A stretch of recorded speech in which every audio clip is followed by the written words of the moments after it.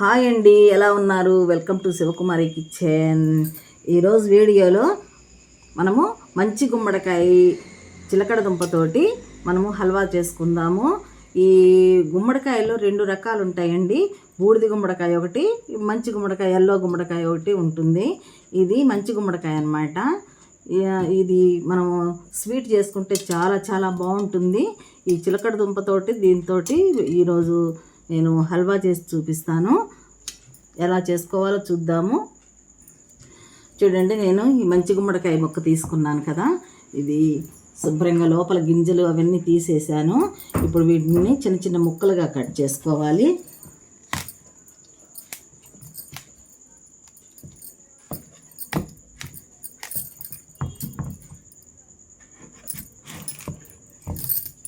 చూడండి, ఇంత ముక్కలు కట్ చేసుకోవాలి.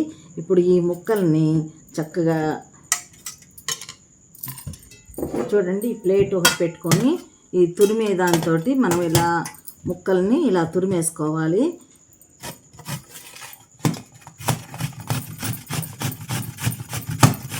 ఇలా మన దగ్గర ఉన్న ముక్కలు మొత్తం కూడా ఇలా చక్కగా తురుముకోవాలి. చూడండి, నేను తీసుకున్న గుమ్మడికాయ ముక్కలు మొత్తం కూడా చక్కగా తురిమేసాను. ఇలా మెత్తగా వచ్చేస్తుంది అన్నమాట మనం తురుముకుంటే. ఇప్పుడు చిలకడ దుంపను కూడా అలాగే చెక్కు తీసి తురిమాను అన్నమాట. చూడండి, ఇది కూడా అంతే వచ్చింది, మెత్తగా వచ్చేసింది చక్కగా. ఇప్పుడు దీనికి ఇది ఒక కప్ అనుకోండి, ఒక హాఫ్ కప్పు మనం బెల్లం తురుము తీసుకోవాలి. ఇప్పుడు నేను దీనికి సరిపోను కూడా హాఫ్ తీసుకున్నాను బెల్లం తురుము. ఇప్పుడు ఎలా తయారు చేసుకోవాలో చూద్దాము. స్టవ్ వెలిగించి బాండీ పెట్టాను. ఇప్పుడు 2 స్పూన్లు నెయ్యి వేస్తున్నాను.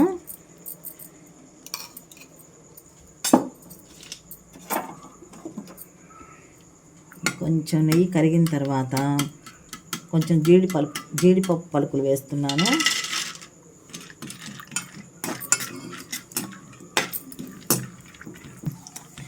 చక్కగా అటు ఇటు తిప్పుకుంటూ ఈ జీడిపప్పుని ఫ్రై చేసుకోవాలి. ఇప్పుడు ఫ్రై అయిపోయాయి.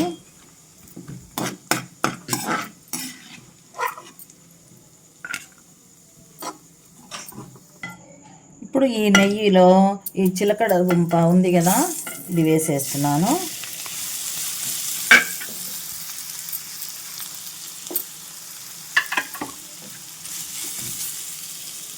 అలాగే ఈ గుమ్మడికాయ తురుము కూడా వేసేస్తున్నాను.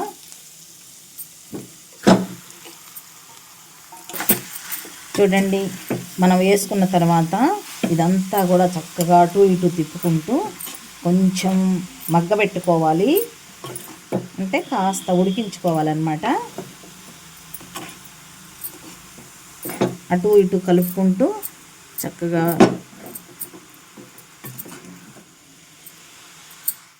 చూడండి, నేను వేసుకున్న గుమ్మడికాయ తురుము, చిలకడ దుంప తురుము ఇదంతా కూడా చక్కగా 10 నిమిషాలు అటు ఇటు తిప్పుకుంటూ ఉడికించాను. ఇప్పుడు నేను తురిమి పెట్టుకున్న బెల్లం వేస్తున్నాను.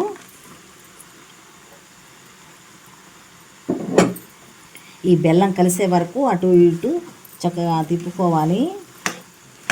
ఇది తిప్పుకున్న తర్వాత కూడా మనం 10 నిమిషాలు ఉడికించుకోవాలి.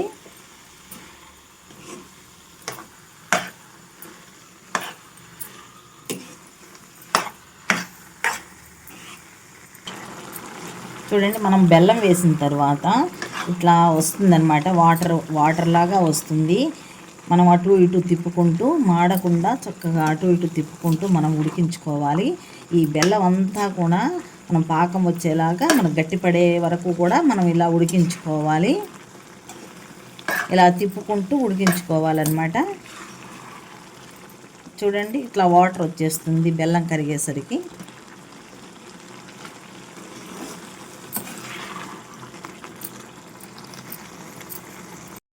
చూడండి, ఒక 10 నిమిషాల పాటు చక్కగా ఉడికించాను అన్నమాట.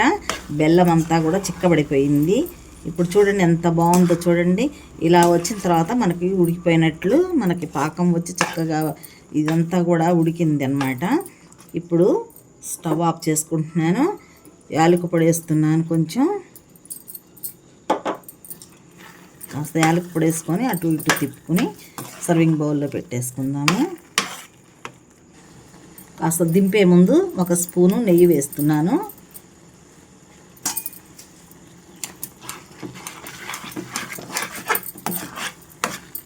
టేస్ట్ కోసమేనమాట, నెయ్యి కొంచెం వేస్తే అదొక రుచిగా వస్తుంది.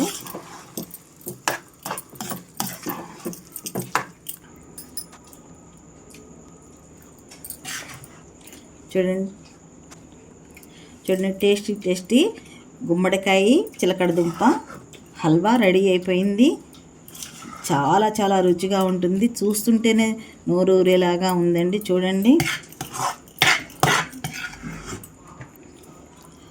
ఎంత బాగుందో చూడండి. చాలా చాలా టేస్ట్గా ఉంటుంది గుమ్మడికాయ చిలకడ దుంప హల్వా. మీకు అందరికీ నచ్చుతుందని అనుకుంటాను. నచ్చినట్లయితే లైక్ చేయండి, షేర్ చేయండి. మరొక మంచి రెసిపీతో కలుద్దామండి. Thank you.